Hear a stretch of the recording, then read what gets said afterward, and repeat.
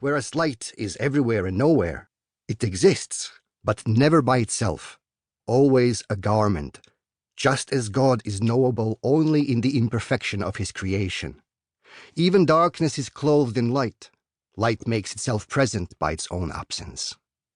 We carry the darkness inside and return it to the light when we die. That could sound good in German.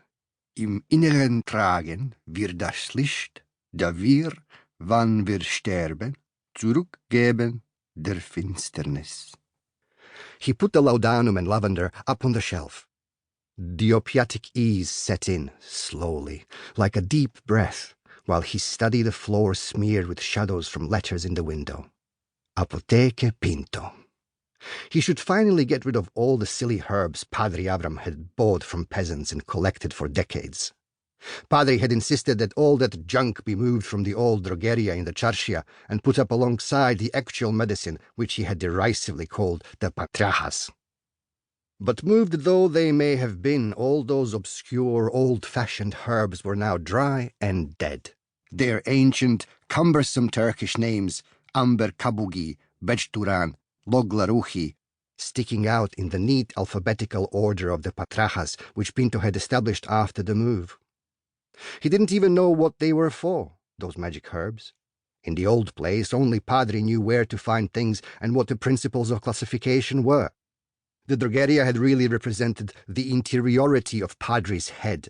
All the books and the Pricantes and Segulot and Basme on the shelves and the burned sugar scent of the halva he had with coffee, crawling against the ceiling the clouds of tobacco smoke as dense as his thoughts. Those ancient peasants of his still came by the apotheke, sometimes clad in their sheep-stink clothes and animal-hide footwear, with their random ripe boils marring their mountain veneer with their untold diseases, gnarled bones and rotten teeth. They'd enter and look around as if they'd just disembarked from a ramshackle time machine, disoriented by the camphor smell and the serene medicinal quiet in the marble floor, awed by Emperor Franz Joseph's Baroque Backenbart in the picture they could not fail to see. Only Nonno Solomon's picture on the opposite wall, dating from the last century, assured them they actually were where they were meant to be. They recognized Nonno's fez, his furrowed brow and stately white beard. Even his kaftan adorned with a medal on his chest, pinned once upon a time by none other than a representative of the Sultan Abdul Hamid himself. The peasants would ask for the old Jewish Hechim, and Pinto would have to tell them that the old Hechim was dead and gone, and that he, Dr. Raffo to them, was now the rightful heir of this medicinal little empire, and that the only herb he would ever be interested in buying from them was lavender. But there was little lavender in the grim mountains around Sarajevo, so the peasants returned unrewarded to their thick and ancient forests, where they lived and copulated with wild beasts, and never came back to the Apotheke Pinto, which was just as well. Because we now lived in a brand new century. Progress was everywhere to behold. The future was endless, like a sea. Nobody could see the end of it. No one cared about Beyturan anymore.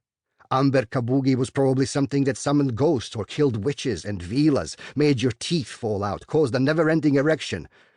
Well, that wouldn't be half as bad. The morning had started with a cannon salvo, welcoming to our beloved God-forsaken city the Archduke Franz Ferdinand von Österreich-Este, heir apparent to the Habsburg Empire and Inspector General of the Imperial Armed Forces, accompanied by Her Highness the Duchess. Now there was another boom, an extra welcome to His and Her Highness. Only later that day would Pinto find out that the boom had been caused by a hand grenade a hapless young assassin had hurled at the Archduke's car. I can confirm from personal experience that we are always late to the history in which we live. Across the street, Haji Bessim had hung the imperial banner above his tobacco shop as per governor's order, and presently stood under it, his thumbs stuck in the vest pockets, the top of his claret fez nearly touching the black and yellow rag with the stiff Austrian eagle in the centre. But the colours were pleasingly aligned, and the smooth rotundity of Haji Bessim's stomach was just as pleasant. Laudanum helps the world be snug inside God's garments. Pinto realized he should have put the banner above the door as well. He was planning to, never got around to it. There were so many banners.